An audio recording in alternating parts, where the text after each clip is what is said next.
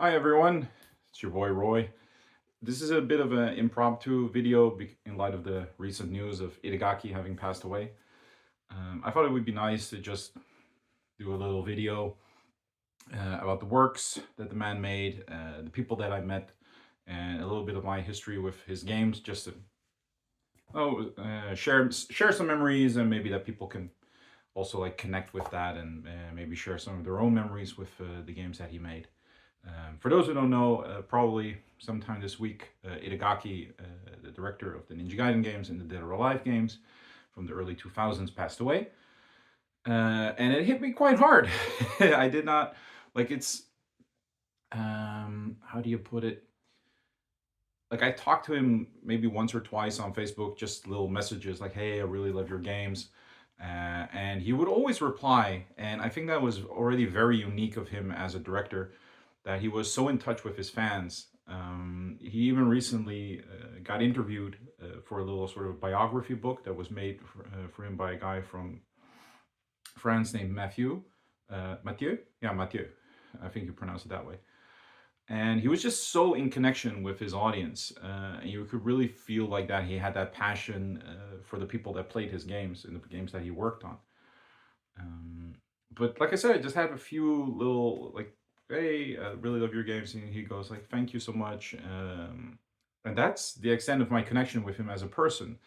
Yet, but because his games that I played, and like you go to the forums, you talk to people, you meet people.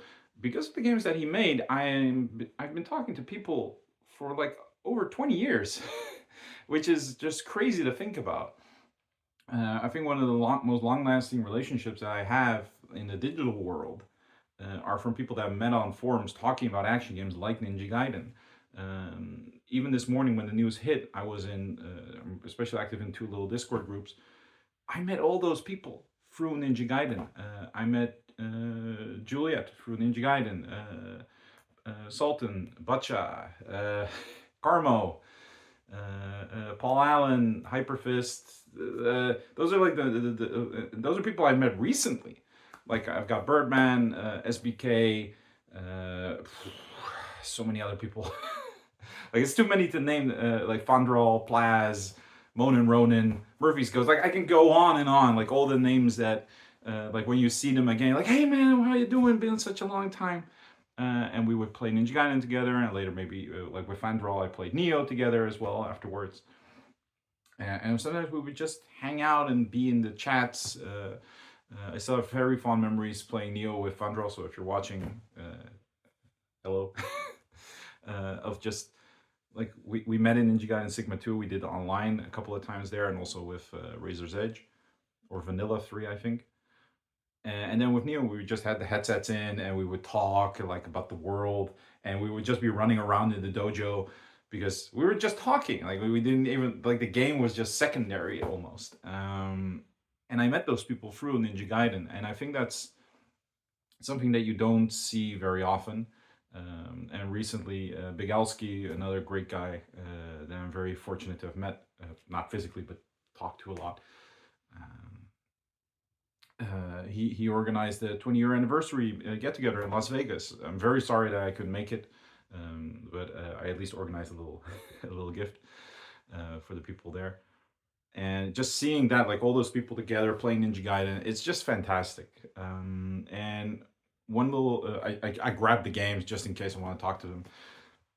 Actually, that might be nice. Let's just talk about a couple of the games that he made. I mean, obviously, the best, not necessarily the best one, but the one that had the most impact was the first Ninja Gaiden. I own 3 copies. This is the Japanese version, the European version, and the Chinese release, which I really like because it has the kanji underneath it. I mean, what a game! Like coming from Dead or Alive to make an action game and immediately hitting it out of the park like this. I'm not sure if that's the correct expression, but that's just fantastic. It's so impressive. Just the wealth of content and well-designed combat, great pacing, great atmosphere. If I were to pick like one action game that I would think is the best action game ever made, it would be the improved version Ninja Gaiden Black. While there are still some things that I prefer in the original release, like the Ultimate Technique system, like what they did here, I think it's so impressive that back in that time, like we had DMC one. I'm not was God of War. No, God of War one wasn't out yet because that came around the same time as Black. Like you had like such a little small baseline. Like obviously you had beat 'em up influences and whatever, but they really came from the fighting game side. And to make a game like this that is still like when people make top 10 lists of best action games ever made, that still point this one to number one, even though there's been all these developments and all these new games and new protagonists and whatever, like Ninja Gaiden 4 is coming out. If you compare like what it does compared to Black, like Black is still holding its own, which I think is just a testament to not just Itagaki, but also how he could inspire his team, and how he could lead them. Like they really had that connection. And you could really see that with Ninja Gaiden 2 as well, that when he left, half the studio went with him. Like that's a type of loyalty that means that I think he was a really good person to work with, that really cared about his team. And you can also see that in there's an interview in the biography written by Mathieu that Itagaki notes that he would love to make another game one more time, but that he also has a like in the modern AAA development cycle, you can't really like make that bond with your team. And I think also reading between the lines, you can see that he misses like his family, like the family that he had with his original team. But yeah, this like great game. Like like I said, it's a bit impromptu, so it's just me blabbering about my memories of him and the games and whatever. I really loved reading up on the history of this game as well. The development cycle is crazy from and I especially mean like the original then. That Itagaki straight up said like I'm gonna make it for Xbox. Xbox seems far more interesting from a technical perspective, even though the publisher wanted to be on PS2, and even was considering it making it GameCube exclusive due to the popularity of Ninja Gaiden on Nintendo platforms. And he just said like fuck it. And even the upper people like at Tecmo didn't know when he revealed the game at I think it was TGS, and they were like, wait a minute, it's Xbox. Like that's a type of grit that you don't have, and I think that also highlights him as a director. How many directors do we know that have like the last game he made, like truly made, was Devil's Third, um, which I also have. I still gotta grab that one. Was Devil's Third, and that's from well, it's got to be 2015. That game is 10 years ago, and this game was a flop. So like his last successful game is almost 20 years old now.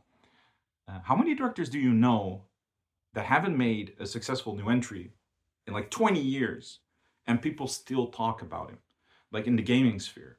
It's very rare. So he really left sort of a mark on it with his like design philosophy and the games that he made.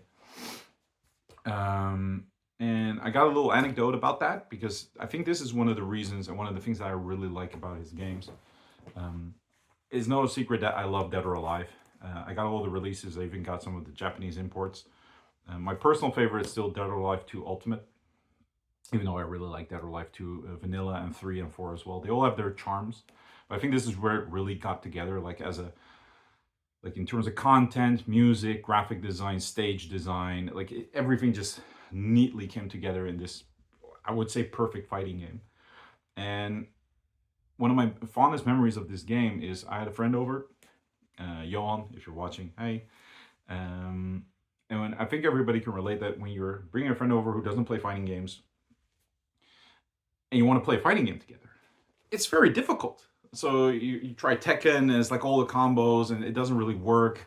Like it feels like you're playing underwater because unless you get to a certain level, it feels that way. And you try to play Street Fighter and it's like a quarter circle, what? Um, uh, and like it's like the skill differential is also way too big. And with Dead or Alive, I popped in the disc, and within 1 minute, we were both having fun.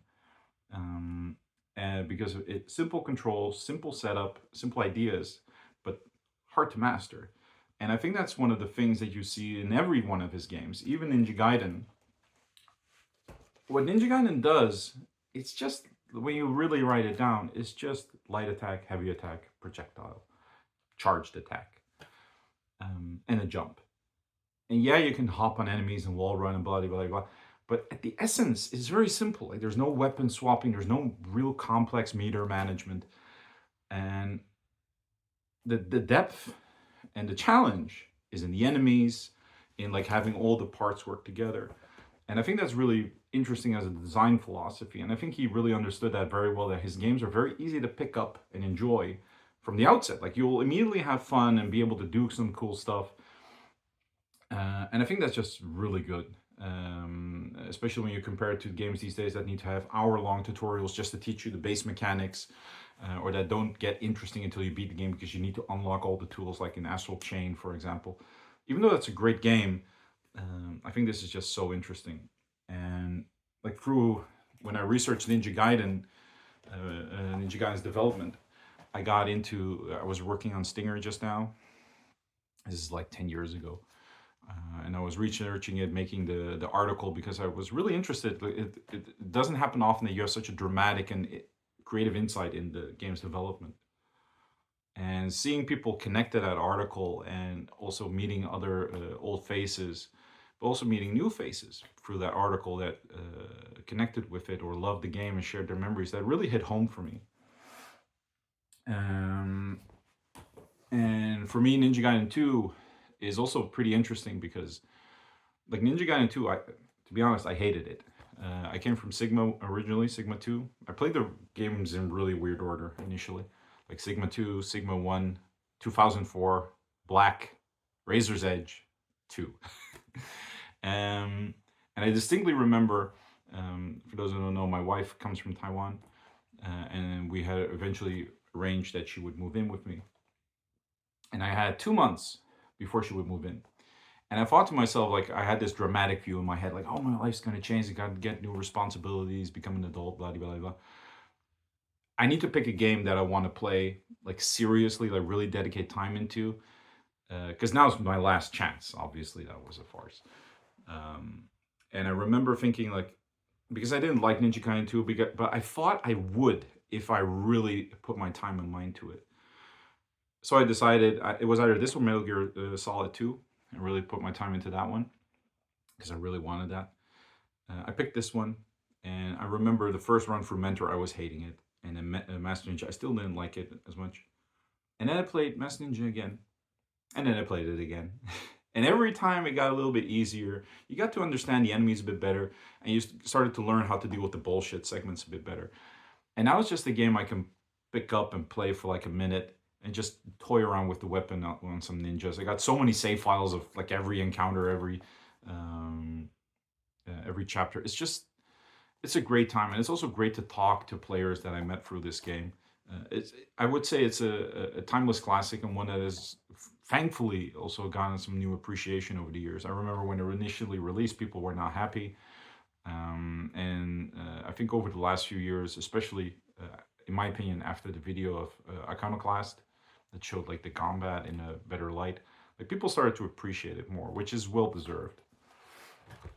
Then we also have, honestly, one of my favorites, Dead or Alive Extreme Beach Volleyball.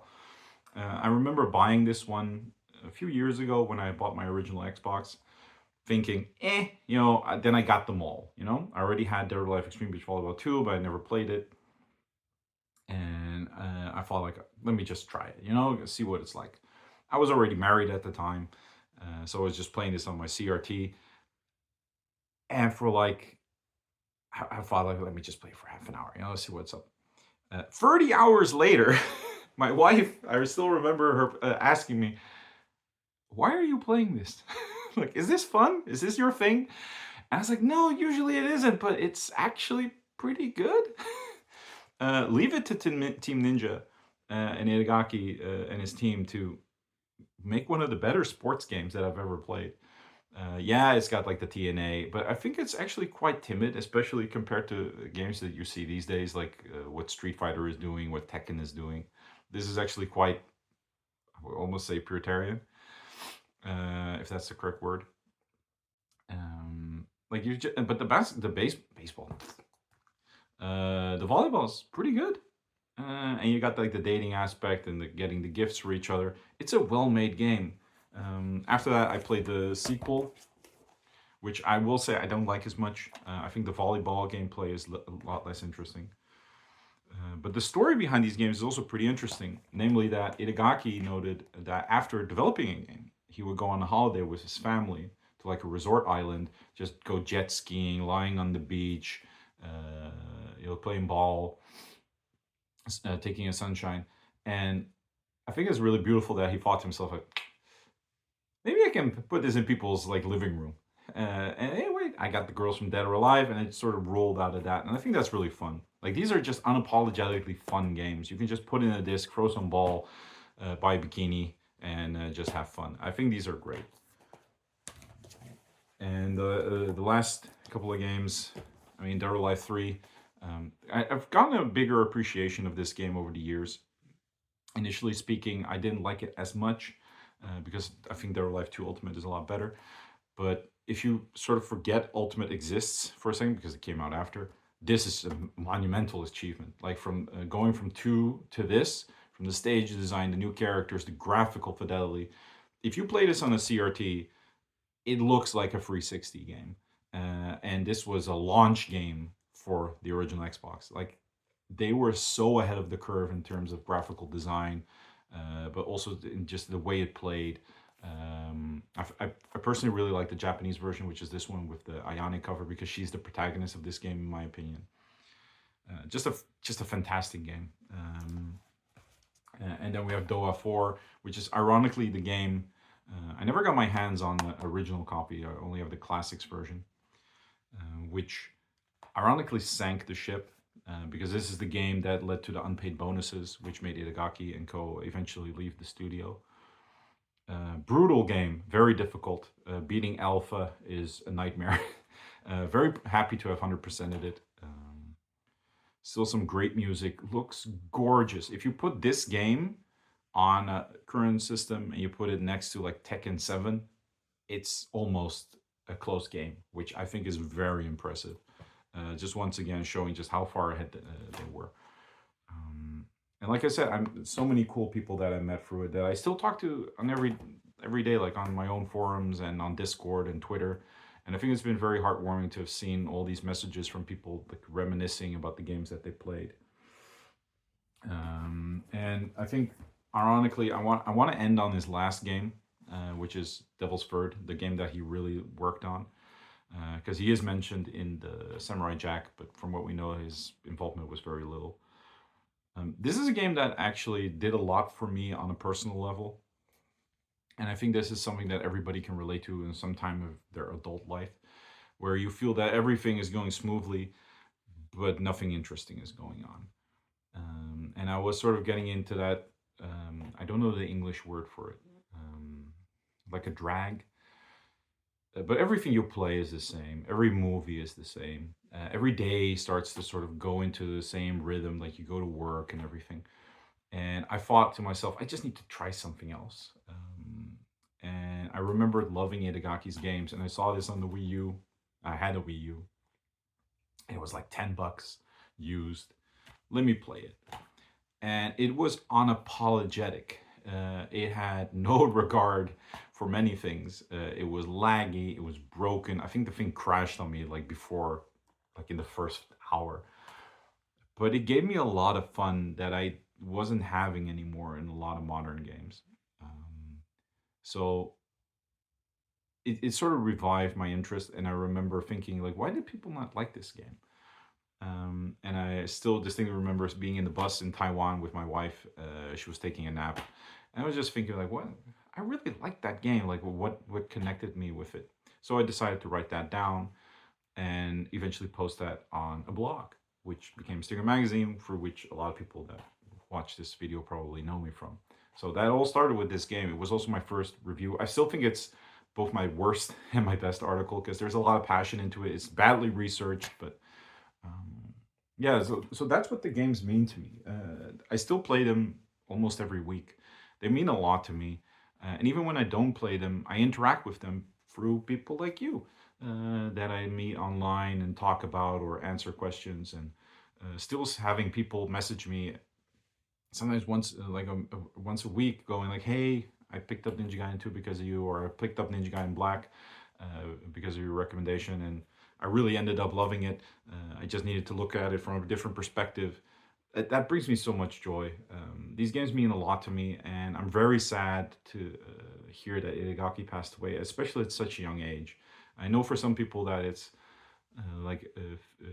58 years old, might be old, but at that age, you're looking at your retirement in front of you, like you've worked your whole life, and now is the time to relax. And I want to add a little personal note to that because I had this happen in my personal circle once. I had a close friend and who was also my manager at the time, who was 56 years old. And I remember talking to him and him saying that he wanted to start working less and spend more time with his family because he always worked so hard. And 2 days later, he had an aneurysm and he died walking home instantly. And that really made me think as a person, like life is very short, and it can be a lot shorter than you expect it to be. Um, and sometimes you just got to do things when you, even though you feel like I can do that in a couple of years, do it now. And I think just reading that message that he was only 58 years old and that his daughter, I can only imagine what those people are going through right now. Looking at the note, I think he was struggling with a health issue for a while now, which would also explain why he had been so absent from the industry. But yeah, it sucks. But I think we should also end on a good note. So if you have something that you want to do and you're always thinking like, I'll do it when I'm older or retired, or I think like I'll do it eventually. Do it now. Like just take the leap. Um, and thank you everyone that watches the video. Like we all like the games. It brings us a lot of joy, and let's just keep playing them and having fun with them. I think that's the best thing that we can do to honor his legacy. Just play the games and have fun. That's what they were made to be. All right. Cheers.